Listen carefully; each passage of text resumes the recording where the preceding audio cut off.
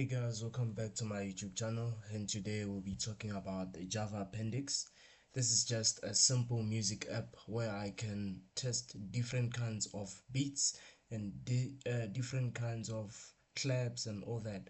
So as you can see here, we have our appendix.a, and inside our crc file we have the first file, which is beatbox alternative. Now what is happening in this file is that it is an alternative version of the Beatbox app, and it is a Java Swing GUI drum machine, and the users can click the checkboxes to turn beats on and off. So it plays the sounds, and then using the Java MIDI, it allows the simple rhythm creation.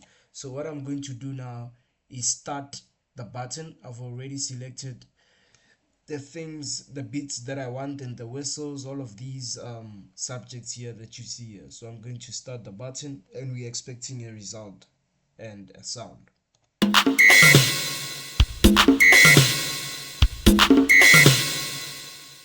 So as you can see, we had a sound from this what is this, from this app, and everything is working fine. Now I'll just debug and show you how everything works.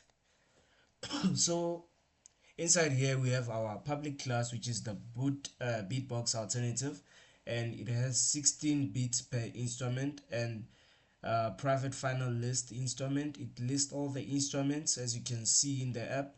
And then we have the private list string messages. It lists to show the incoming messages. And then we have the JText field user message.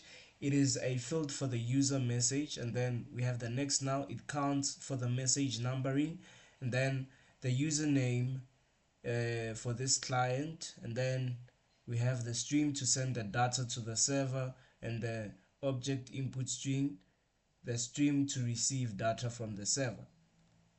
And then we have all of our instruments with the names and the MIDI numbers, and we initializing them. Then we are connecting it to the server that sets up the MIDI and builds up the GUI. Then I'm initializing the MIDI sequencer, and I'm building the graphical user interface.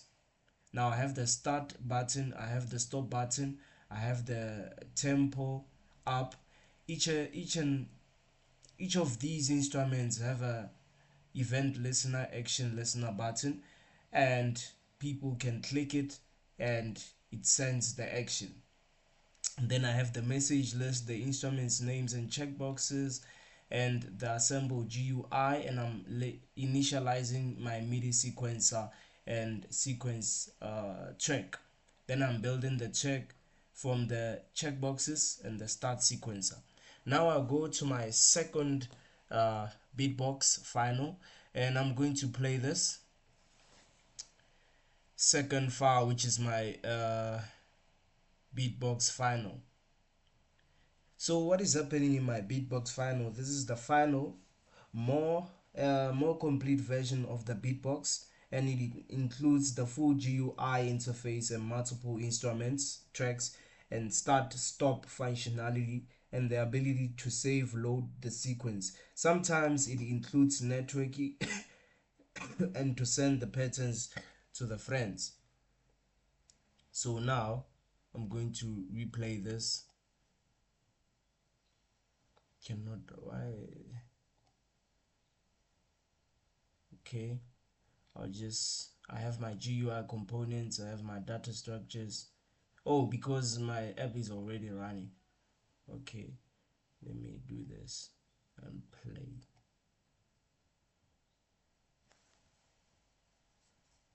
Main.java. Okay, let's go to my music server and play this.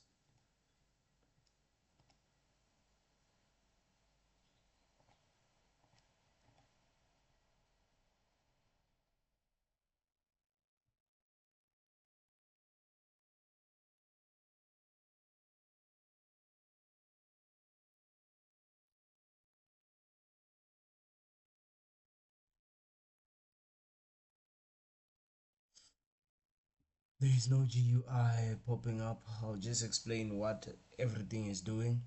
So in my music server, what is happening is that it is a simple server application. It listens for the incoming connections, and the clients can send the bit patterns, and the server distributes those to the connected users, and it demonstrates the socket to the serialization.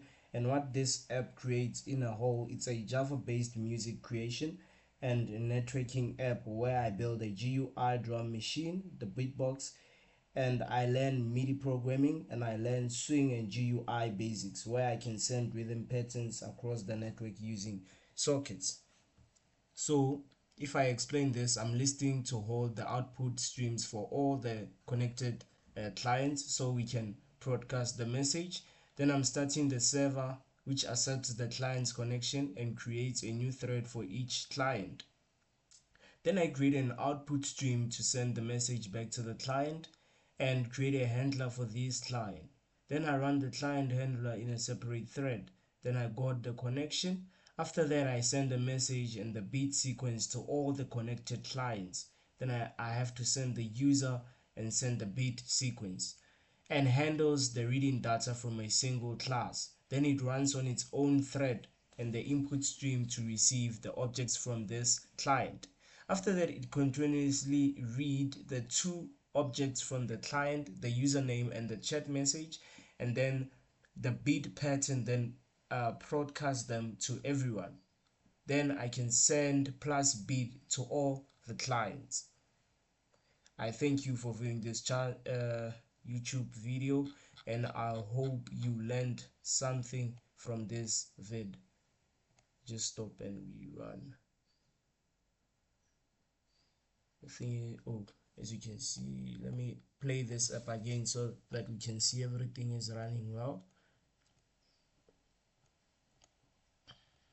Click any.